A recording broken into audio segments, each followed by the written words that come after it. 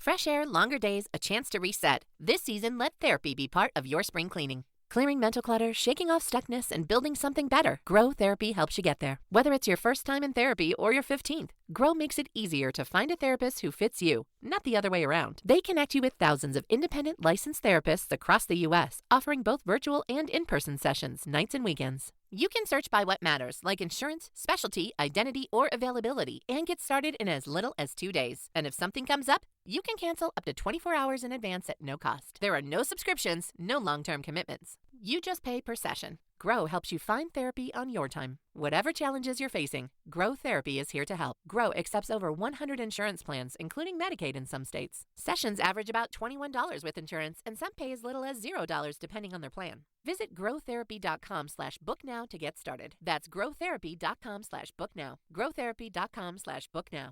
Availability and coverage vary by state and insurance plan. Hey there, it's Wayfair here, where delivery and setup are as easy as a few taps on your phone. You're relaxing in an old hammock, scrolling Wayfair's app, when you spot it, a brand new patio set. Next thing you know, Wayfair delivers it right to your patio and sets it up. Oh, you need a new grill too? All right, Wayfair's got you covered. With Wayfair's Room of Choice delivery and fast expert setup on qualifying orders, life gets a little easier. Visit wayfair.com or the Wayfair app. Wayfair, every style, every home. You can teach someone how to dress better, sit properly, even speak elegantly. But if what they say doesn't match the image, it still feels off. Same thing in business.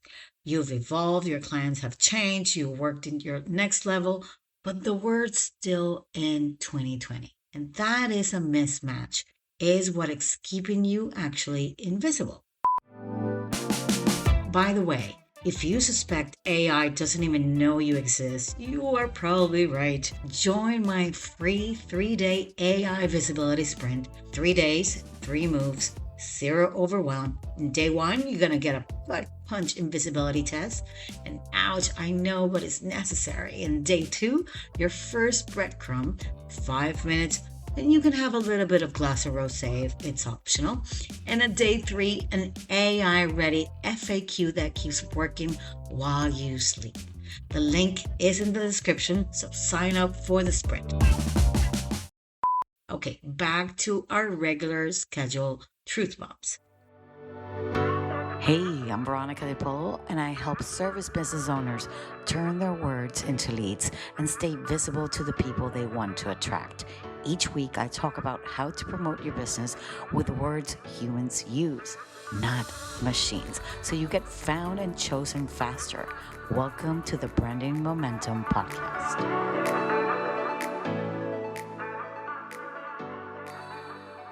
So there is a mismatch. You've grown, your brand has matured, your clients have changed, but your words didn't evolve with you. That's why your content suddenly feels a little bit flat. It's like you 3 versions or 3 years ago.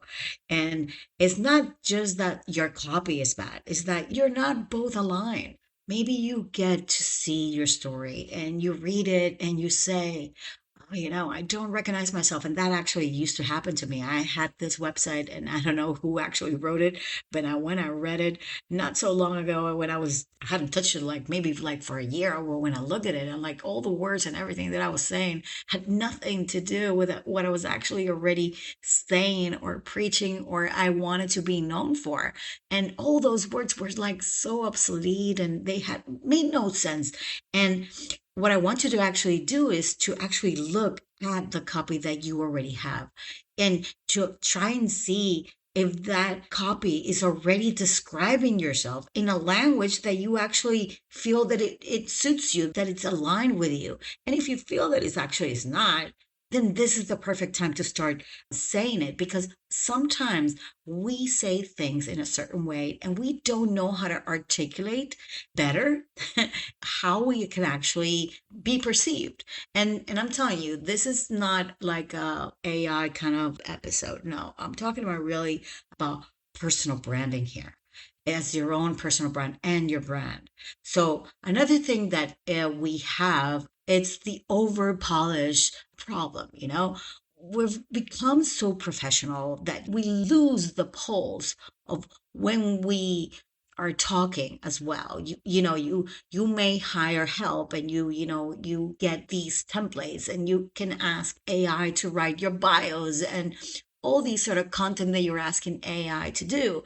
And now actually what it does is that everything is sounding the same, and it's not real, and people can actually smell it. And I bet you can smell it yourself as well. I used to have a client that she used to work in PR. Actually, she's a PR coach. And what is funny is that when she said to me, well, I'm having this problem and I don't know what to do. And this is my website. When I look at the website, it looked like and sounded as if it was like a TED talk. Like somebody had written it for her, like AI, like a robot with very good and polished manners was actually writing the entire copy of the website. And she had one sentence, just one, and it said something like this: I help leaders amplify their visibility and elevate their narrative to, and that's when I actually stepped in and we tried to help her come up with this wording that would actually express the way that she was communicating with what she did. Because when you come and you use these words like leaders and visibility and elevate and narrative, all these sort of things actually don't express that she's actually a PR coach.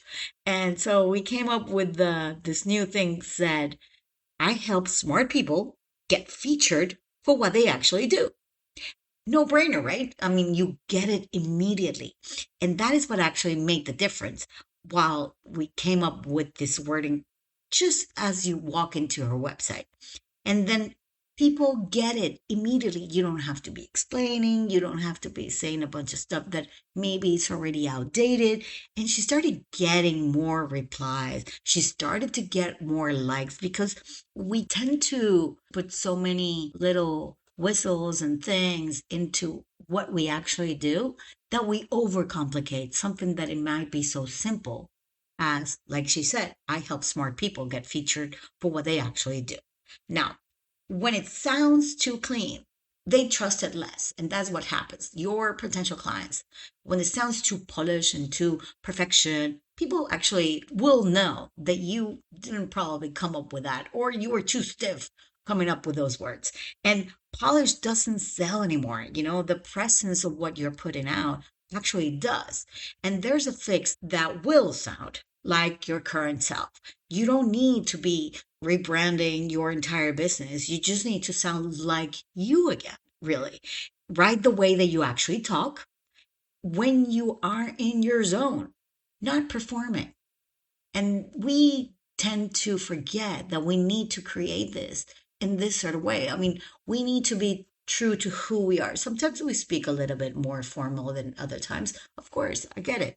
But when you're trying to communicate as a personal brand or as your brand, let loose. Be as simple as you can be.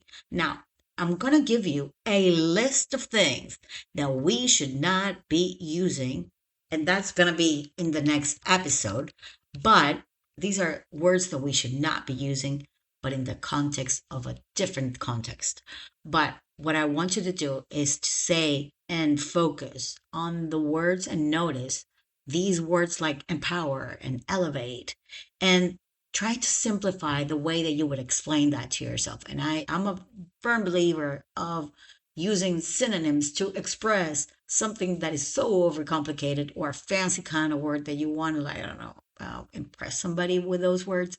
You don't have to do that. You can actually, rely on your Google synonyms and come up with different kinds of words. Clarity is everything, really. And I know clarity sounds like a cliche, but it's not about more words. It is actually about the right words that we want to use, the right ones. And guys, really think about it. Your next clients don't need a new color, a new logo, a new anything. They just need to feel again. They need to feel. They're waiting to feel something. And if you are that person, that business owner that wants to show them how you feel, how you want to be perceived in a way, then your words will actually match your growth. You don't need to fight for attention. It just actually finds you. Okay? So I'm going to leave you here, and I'll see you next week. Same time, same place. Bye-bye.